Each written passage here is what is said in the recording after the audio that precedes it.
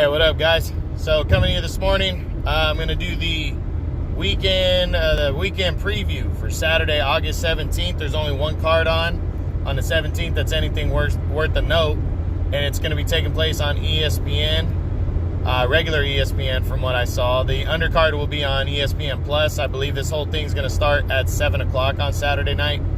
I'm not sure if I'm going to be watching it. I hope I am back in time, but I might be watching the UFC card that night. But I'll probably be going back and forth. So, it's kind of a pretty good little all-action-packed doubleheader taking place on ESPN. The undercard, the co-feature, is going to see former 122-pound champion Jesse Magdaleno, as he competes at 126 now, featherweight. There's going to be a second fight there when he takes on former world title challenger Rafael Rivera. Now, on paper, Magdaleno looks like a big favorite, but considering, he didn't look great in his debut at featherweight. He outboxed former champion Rico Ramos, but I was expecting a little more, even though he hadn't fought in over a year.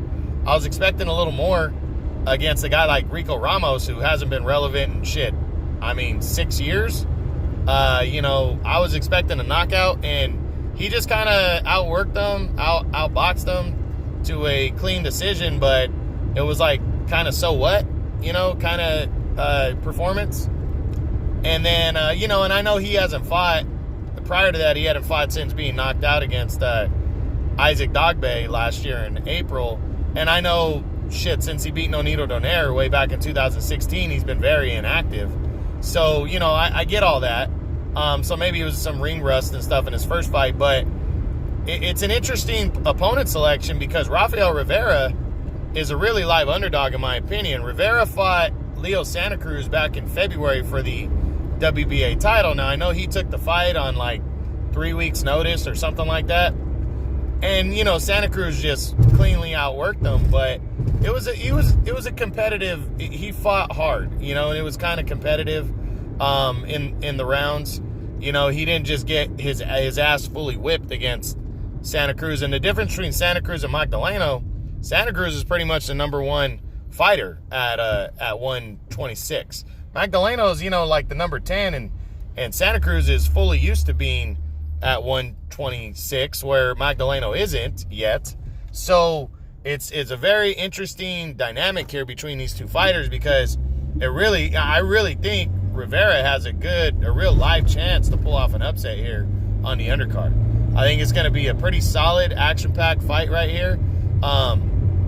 Magdaleno has the better skill set, and I think this fight is going a distance, though. I think it's going to be a decision either way, unless Rivera were to knock out Magdaleno.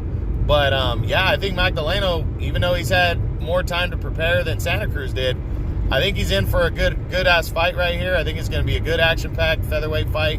I got Magdaleno winning a close decision and, staying on top, or staying pretty much in the top 10 or around the top 10, and hopefully setting up something bigger. So, should be a pretty good fight on the undercard. Now, in the main event, you got 122-pound WBO champion at super bantamweight, which is 122. Emmanuel Navarrete is taking on little-known Francisco de Vaca. This is pretty much a stay-busy fight for Navarrete, who's coming off his career-best win and back-to-back wins over Isaac Dogboe.